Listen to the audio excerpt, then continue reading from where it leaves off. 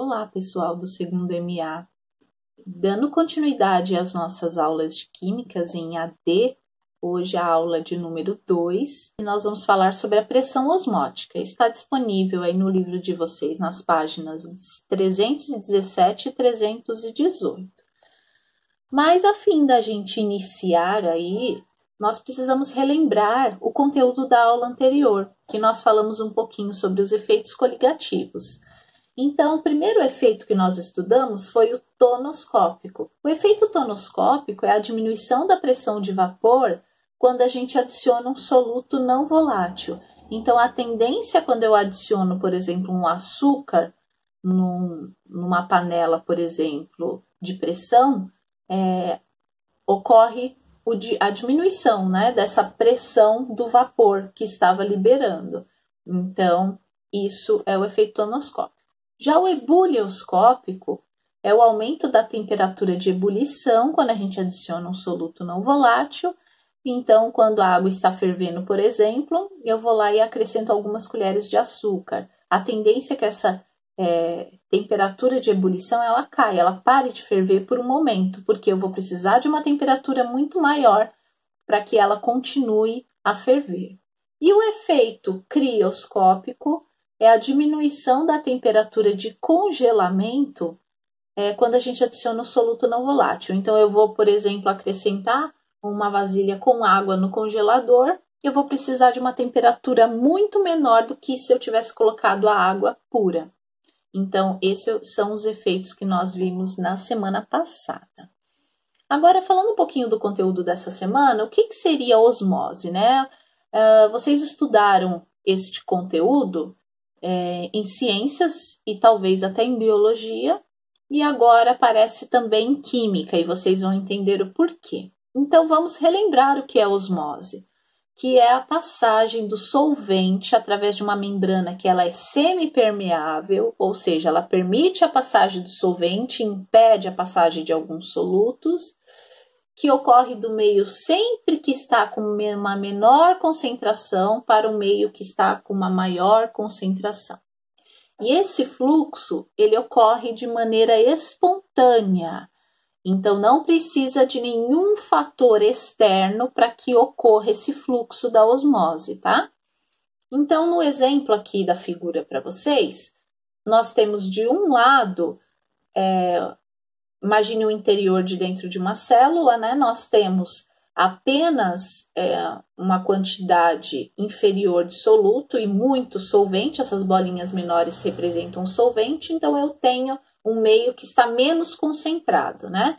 Já do outro lado, que é a parte de fora da célula, imagine que essas bolinhas maiores seriam soluto, tá? E as menores o solvente.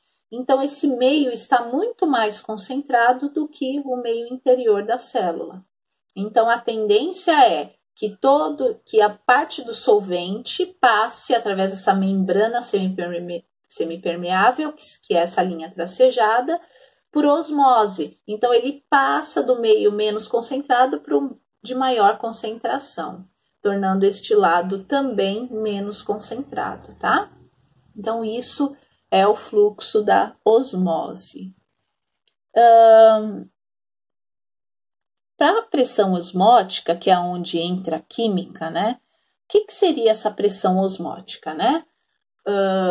É uma pressão que se deve aplicar sempre sobre a solução para impedir a osmose, ou seja, se o fluxo da osmose é espontâneo, acontece espontaneamente, a gente sabe que quando a gente fala sobre a pressão osmótica, já é um fator externo que irá atuar para impedir que a osmose ocorra. Aqui neste exemplo, da figura, vocês podem observar isso. Essa pressão que está sendo colocada sobre a solução é para impedir que o lugar que está menos concentrado passe o solvente por osmose. Então, a pressão osmótica serve para impedir o fluxo espontâneo da osmose, né? Então, ele age contrário à osmose, certo? E a pressão osmótica a gente consegue calcular através de uma equação. E essa equação ela é representada pela letra π, né, que representa a pressão osmótica. O M aqui da solução significa a massa molar da solução, vezes a constante universal dos gases perfeitos, que é representado pelo R maiúsculo, e o T, que é a temperatura. Vejam que esta temperatura tem que estar em Kelvin. Então, uma vez que ela é dada em graus Celsius, nós temos que converter para Kelvin, que eu falo já para vocês como que a gente faz isso. Já a constante universal dos gases perfeitos, se a pressão for dada em atm, ela equivale a 0,082. Então, vamos entender através do exemplo. Calcule a pressão osmótica em atm de uma solução com 0,1 mol por litro de glicose a 27 graus Celsius. Aí ele deu como informação para nós a constante universal dos gases perfeitos, que é de 0,082, né? Quando ela for dada em atm por litro e por mol. E aí nós jogamos esses dados do exemplo na nossa equação. Então, o π, né, ele representa a pressão osmótica, então tá aqui. Se é para eu calcular a pressão osmótica, é ele que vai aparecer.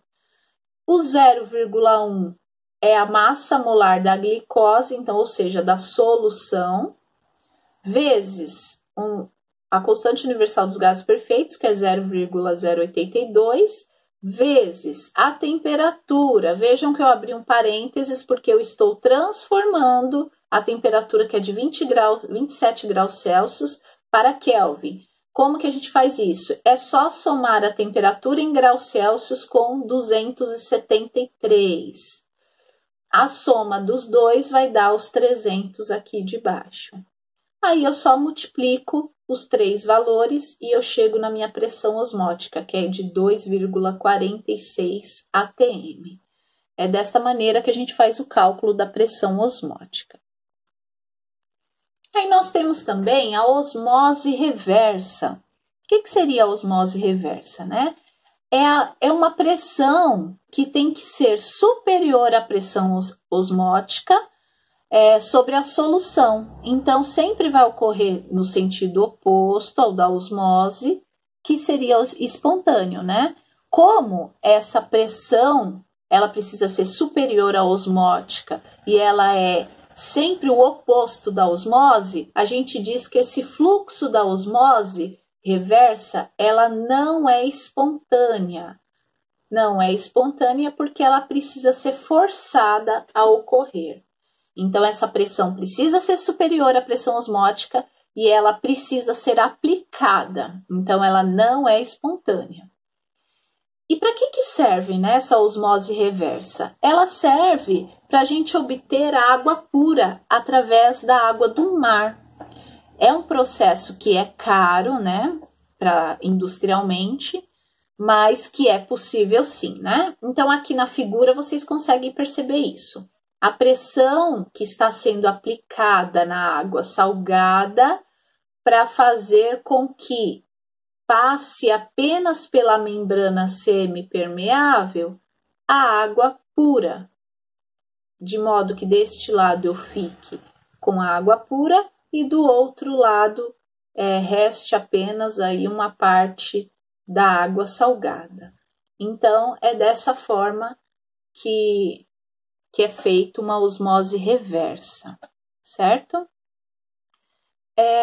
Uma coisa que é importante vocês saberem, o quanto a osmose está presente no nosso dia a dia, né?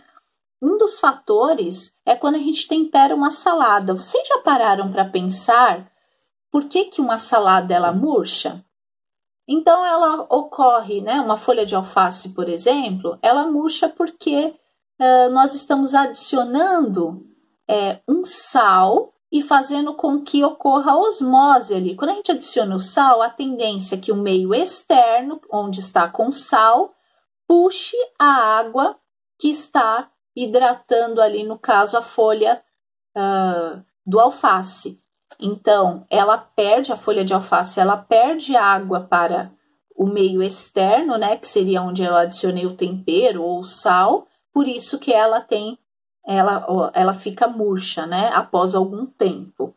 Por isso que o correto é sempre a gente temperar a salada somente no momento que vai ser consumida. Isso também acontece com frequência em alguns vidros, né, que a gente compra de coisas que ficam em conserva. Então, isso acontece com picles, por exemplo, que é aquele pepino, né? A gente pode perceber que ele tem uma aparência mais enrugadinha, mais seca, porque ocorre um processo de osmose também, né? A gente consegue perceber que o meio que está sempre com uma maior quantidade de sal, a tendência é que ele puxe, né, a água que está do meio contrário, tá bom? Isso acontece também a osmose facilmente com uma pétala de rosa. Quando a gente ganha, por exemplo, uma flor, né, um botãozinho de uma rosa, por exemplo, é comum a gente colocar essa flor sobre um recipiente com água. Por quê? Porque ela vai fazer com que ela puxe através do caule dela a água por osmose, porque o meio de dentro da planta ela está mais concentrado do que o ambiente de fora, que eu adicionei água. Então, a tendência é que ela puxe, e ela puxa por osmose.